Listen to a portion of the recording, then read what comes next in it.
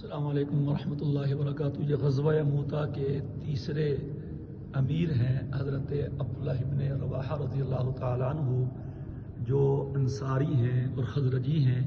ان کی کنیت ابو محمد ہے۔ یہ یہاں دفن ہے، یہ ان کا مزار اقدس ہے۔ اللہ اکبر۔ اور یہ آپ علیہ السلام کے وحی کے کاتب بھی تھے، اور یہ آپ کے شاعر بھی تھے۔ ان کے اشعار بھی یہاں مزار کے پاس لکھے ہوئے ہیں۔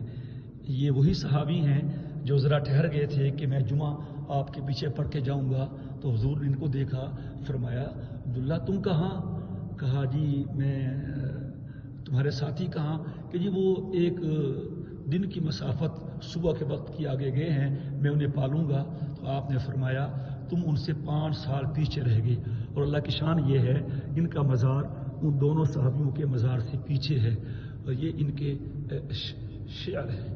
اور ان کا بڑا عجیب واقعہ کہ یہاں قریب ہی اردن میں جب لشکر پہنچا معان جگہ پہ، تو اطلاع ملی کہ روم کے جو لوگ ہیں وہ 2,40,000 ہیں، اور یہ تو 3,000 تھے۔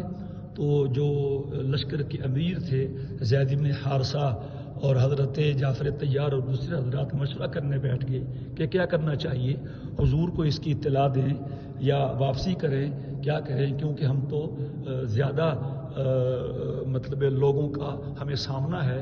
تو اللہ اکبر، یہ اٹھے اور انہوں نے عجیب تقریر کی جس کے کلمات یہاں بھی لکھے ہیں۔